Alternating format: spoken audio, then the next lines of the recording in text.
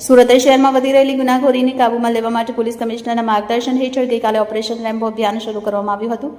શહેરના તમામ police station વિસ્તારમાં એસઓજી, ક્રાઇમ બ્રાન્ચ અને અન્ય એજન્સીઓ દ્વારા સંયુક્ત કામગીરી અંતર્ગત કોમ્બિંગ ડ્રાઇવ યોજાઈ હતી।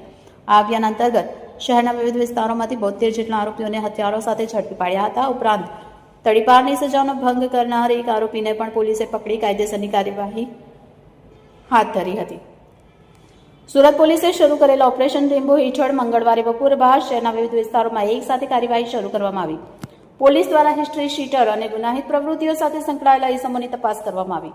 કોમ્બિંગ દરમિયાન અનેક ઘરોમાં તપાસ કરવામાં આવી, જેમાં ચપ્પુ, ઝરા, રેમ્બો, ચાકુ સહિતના ઘાતક હથિયાર મળી આવ્યા હતા। પોલીસે જણાવ્યું હતું કે શહેરમાં ગુનાખોરી પર નિયંત્રણ લાવવા અને કાયદો વ્યવસ્થા જાળવવા માટે અભિયાન સતત ચાલુ રહેશે। પોલીસ કમિશનર અનુપમસિંહ ગેહલોતે શહેરમાં વધતી હત્યા અને ગંભીર ગુનાઓની ઘટનાઓને ગંભીરતાથી લઈ યુવા પેઢી ગુનાખોરી તરફ આગળ ન વધે તે માટે આ ગુપ્ત અભિયાન શરૂ કરાવ્યું છે। ખાસ કરીને લિંબાયત, ટિંડોલી, પાંડેસરા, ભેસ્તાન, અમરોલી અને સચિન જેવા વિસ્તારોમાં નાની ઉંમરના કિશોરો ગુનાખોરી તરફ વળી રહ્યા હોવાની નોંધ લઈ વિશેષ દેખરેખ રાખવામાં આવી રહી છે। પોલીસનું માનવું છે કે આવા અભિયાનથી યુવાનોમાં કાયદાનો ભય ઊભો થશે અને તેઓ અપરાધ કરતા પહેલા એકવાર વિચારશે। તાજેતરમાં નાની બાબતોમાં હત્યા અને ગંભીર હુમલાના બનાવમાં વધારો થતાં સુરત પોલીસ વધુ સક્રિય બની છે। રિપોર્ટર ચેતન તરી, bullet 26 Gujarat news, Surat. Operation Rambo SOG હાથ ધર્યું અંતર્ગત ટોટલ 72 આરોપીઓ ઝડપી પાડ્યા છે। તમામ પાસે હથિયારો મળેલ છે અને આ તમામ આરોપીઓ ગુનાહિત ઇતિહાસ ધરાવે છે। કોઈ લૂંટ, મર્ડર, ગુસ્સીટોકના આરોપીઓ છે। આ આરોપીઓ 72 પકડાયા છે। એ તમામમાં સૌથી વધારે લિંબાયતમાં, સલાબતપુરામાં, વેસ્તાનની અંદરથી આરોપીઓ પકડાયા છે અને એમાંથી એક તડીપાર ભંગનો પણ 142નો કેસ કરેલ છે। આરોપી આસિફ તલવાર જે છે તે પકડાયો છે।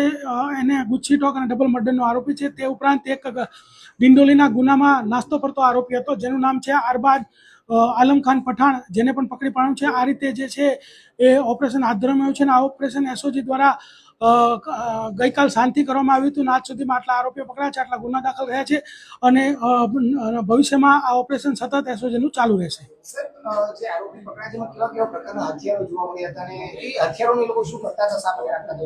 આરોપીઓ જે પકડાયા છે એમાં છરી, રેમ્બો છરી, તલવાર, આવા અલગ અલગ હથિયારો ઝડપાયા છે।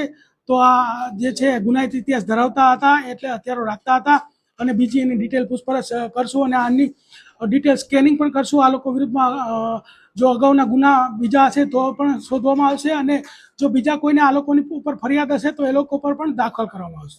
હથિયાર સાથે લઈને ફરી રહ્યા હતા કે ઘરે તપાસ કરવામાં? હથિયાર જે છે એ આ મોટે ભાગે ગુનેગારો હોય સાથે લઈને ફરતા હતા। એ લોકોના ઘરની આજુબાજુમાં પણ તપાસ કરવામાં આવી અને આ રીતે એ લોકોને ઝડપી પાડવામાં આવે છે।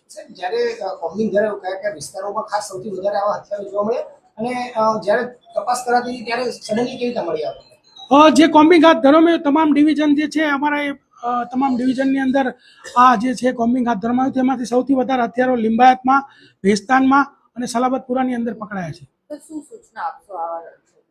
આ લોકોને સૂચના છે કે જો તમે આવા હથિયારો લઈને ફરશો તો અમે તમને છોડીશું નહીં અને જો તમે ભવિષ્યમાં અમારી પાસે પકડાશો તો અમે તમારી પ્રોપર સર્વિસ કરશું અને તમને પ્રોપર ટ્રીટમેન્ટ આપવામાં આવશે।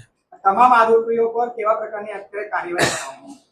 અત્યારે જે કાર્યવાહી જે છે આ લોકોની ડિટેલમાં પૂછપરછ કરવામાં આવશે, કડકાઈથી પૂછપરછ કરવામાં આવશે અને એમને સ્પેશિયલ ઓપરેશન ગ્રુપની અંદર સ્પેશિયલ ટ્રીટમેન્ટ આપવામાં આવશે।